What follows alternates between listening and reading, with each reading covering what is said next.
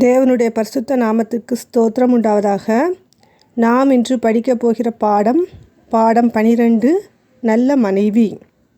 பாடப்பாகம் 1 Samuel 18ஆம் அதிகாரம் வசனங்கள் 20 முதல் 28, 19ஆம் அதிகாரம் வசனங்கள் 11 முதல் 18. மனன வசனம் நாகூம் 1:7 வசனம். கர்த்தர் நல்லவர், இக்கட்டு நாளிலே அரணான கோட்டை, தம்மை நம்புகிறவர்களை அறிந்திருக்கிறார். பாடத்தின் நோக்கம், நாம் யாவரையும் நேசிக்க வேண்டும். பொதுவாக மனிதர்களுக்கு ஒருவரை மற்றவர்கள் புகழ்வதோ இல்லது அவர் வாழ்க்கையில் வளர்ச்சி அடைவதோ கண்டால் பொறாமை கொள்வார்கள். அவரை எப்படியாவது கொன்றுவிட வேண்டும், இல்லை என்றால் ஏதாவது தீமைக்குட்படுத்த வேண்டும் என்று யோசிப்பார்கள். அப்படிதான் சவுல் ராஜாவும் தாவீதின் வளர்ச்சியை கண்டு, தாவீதை மற்றவர்கள் புகழ்வதை கண்டு அவன் மேல் பொறாமை கொண்டு அவனை எப்படியாவது கொலை செய்ய வேண்டும் என்று தீர்மானித்தார்.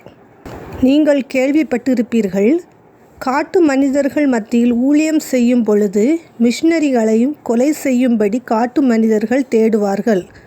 ஆனால் கர்த்தர் யாரையாகிலும் அனுப்பி அவர்களை தப்புவிப்பார்.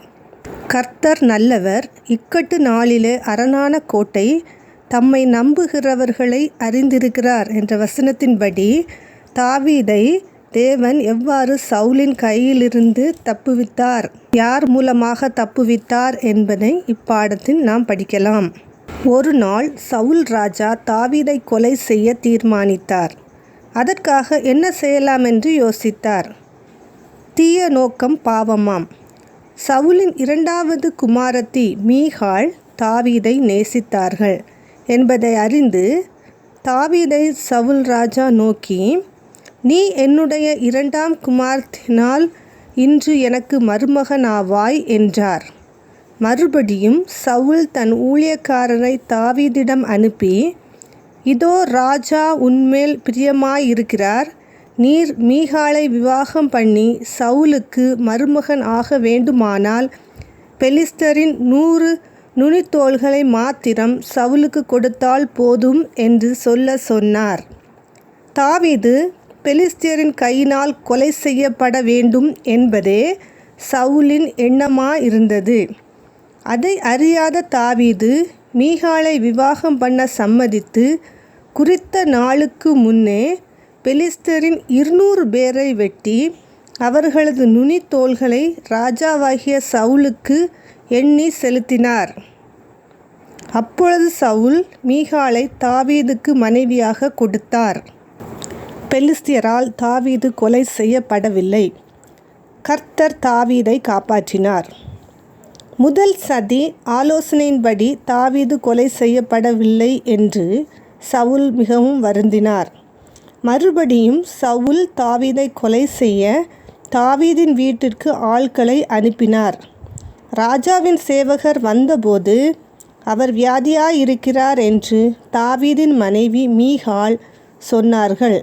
உடனே தாவீதை கொன்று போடும்படிக்கு கட்டிலோடே அவனை என்னிடத்தில் எடுத்துக்கொண்டு வாருங்கள் என்று சவுல் ராஜா கட்டளையிட்டார். சவுல் ராஜா தாவீதை கொல்ல திட்டமிட்டிருப்பதை அறிந்த மீகாள் தாவீதை நோக்கி, நாளைக்கு நீர் கொன்று போடப்படுவீர் என்று சொல்லி தாவீதை ஜன்னல் வழியாய் இறக்கி தப்ப வைத்தார்கள்.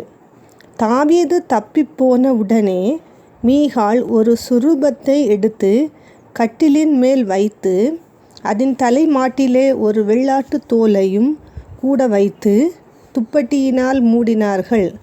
சேவகர் தாவீதின் வீட்டில் வந்தபோது சொரூபத்தை தான் கண்டார்கள். தாவீது அங்கிருந்து தப்பி ராமாவில் இருந்த சாமுவேலிடம் சென்று எல்லாவற்றையும் அவரிடம் சொன்னார். சாமுவேலும் தாவீதும் நயோதில் தங்கினார்கள்.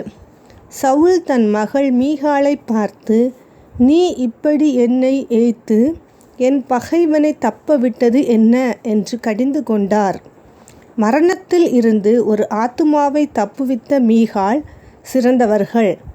நாமும் பிறருடைய சதி ஆலோசனைக்கு விலகி நம்மை சேர்ந்தவர்களை மரணத்திலிருந்து காப்பாற்ற வேண்டும். நாம் யாவரையும் நேசிக்க வேண்டும். நன்றி.